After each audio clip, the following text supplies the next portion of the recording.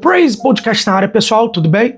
Prazer, sou eu, Léo Melo, para mais um programa aqui do quadro Versus. Hoje nós vamos tocar numa ferida aberta no corpo de Cristo. Colocar frente a frente os igrejados e os desigrejados. Ou seja, as pessoas que congregam ativamente em uma comunidade local, versus aquelas que decidiram abandonar os templos e viver a fé isoladas em casa. No cenário atual, virou moda dizer: eu amo a Deus, mas não suporto a igreja institucional. A dúvida que fica no ar: será que a igreja é apenas uma invenção de líderes humanos para exercer o controle, ou ela é o formato inegociável que Jesus estabeleceu para o seu povo? Mas antes disso, eu quero te fazer um convite: que você venha se inscrever no canal, ativar o sininho da notificação, dar like, comentar e compartilhar para que você receba todo o conteúdo do nosso canal Praise Podcast.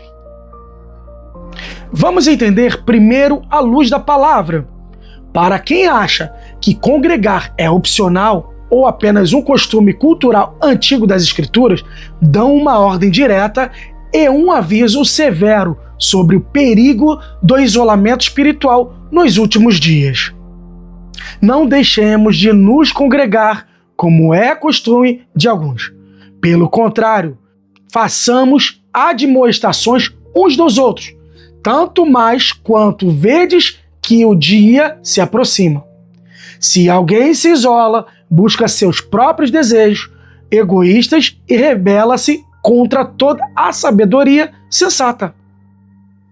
Vejam que a palavra associa diretamente o isolamento à rebeldia e ao egoísmo. No centro desse debate, os desigrejados costumam usar um argumento teológico verdadeiro, mas distorcido. Eles dizem: a igreja não é templo de tijolos, a igreja sou eu. Eu sou o templo do Espírito Santo. E isso é uma verdade bíblica. Paulo confirma em 1 Coríntios, capítulo 6, que diz assim, que o nosso corpo é o templo do Espírito. Mas o erro está em achar, porque você é o templo individual, você não precisa de edifício coletivo. A grande realidade é que a igreja física feita por mãos humanas não serve para prender Deus dentro dela, mas serve sim para reunir os santos em comunhão. É no templo físico que exercemos o zelo pela casa do Senhor, o discipulado, a humildade e a prestação de contas. Quando você se isola dizendo que é igreja sozinho, você anula todos os mandamentos bíblicos que exigem o coletivo.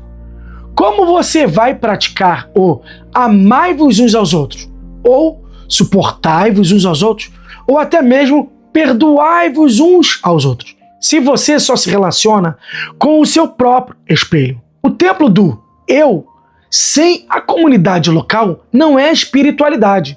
É apenas egocentrismo disfarçado de santidade.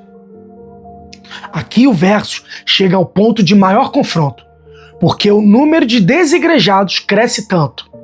Estatísticas e pesquisas recentes no Brasil apontam que milhões de pessoas se declaram cristãs, mas decidiram não frequentar nenhuma igreja. E qual o motivo principal alegado? Decepções com pastores, escândalos de líderes ou o cansaço com a politicagem religiosa.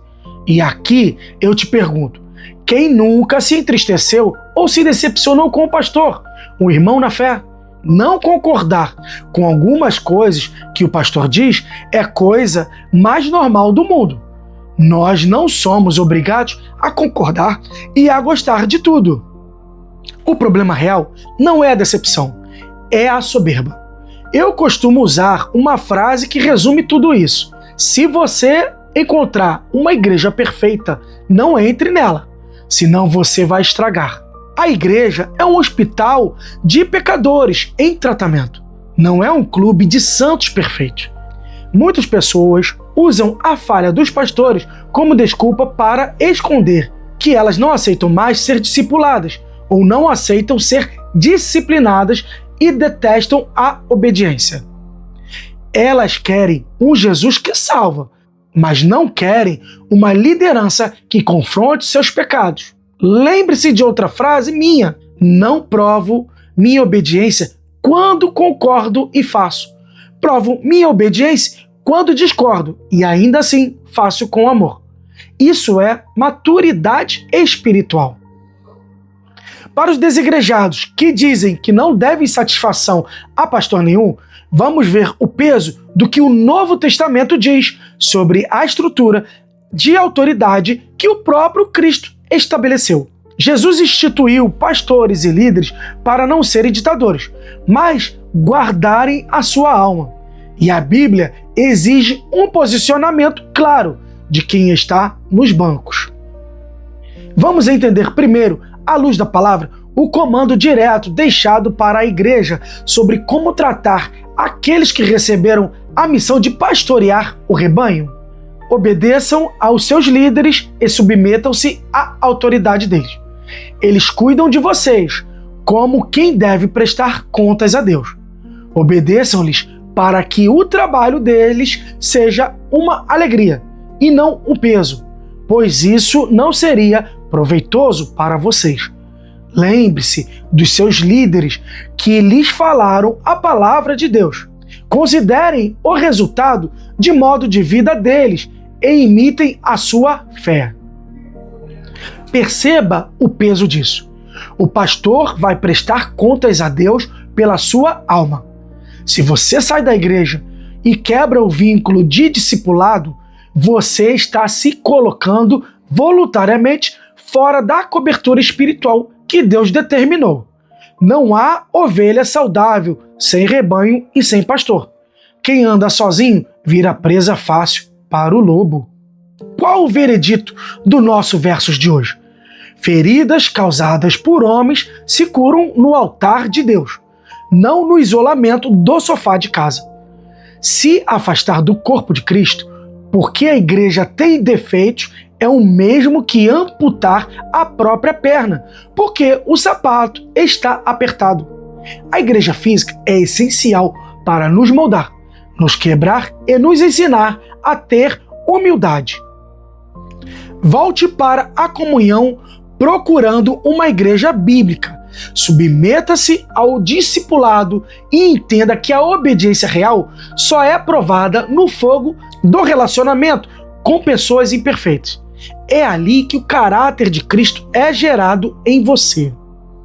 Se esse confronto confrontou você, o seu coração e abriu os seus olhos, compartilhe esse vídeo com aquele seu amigo que está afastado ou desanimado da igreja. Prepare-se, no próximo programa do Quadro Versos, nós vamos entrar em uma das maiores transições da história sagrada. Vamos colocar frente a frente o Antigo Testamento versus o Novo Testamento. Lei versus graça, promessa versus cumprimento. O que mudou e o que permanece eterno. Vai ser muito pesado. Deixe o seu like e inscreva-se no canal Praise Podcast. Comente aqui embaixo a sua resposta. Congregar por amor. Eu sou o Léo Melo e lembre-se, o templo do eu só fica completo quando se junta a outras pedras vivas para erguer o edifício de Deus. Que o Senhor abençoe a sua caminhada. Até o próximo programa do quadro Versos. Eu não acredito que você está vendo o nosso conteúdo e ainda não se inscreveu. Vai, ó, tem um botão aqui embaixo, escrito assim, ó, inscrever-se. Clica ali, vai. Isso, clicou? Agora ativa o sininho. Beleza. Agora você vai pegar os conteúdos do nosso canal e vai compartilhar, dar like e comentar, tá bom? Venha ser Praise!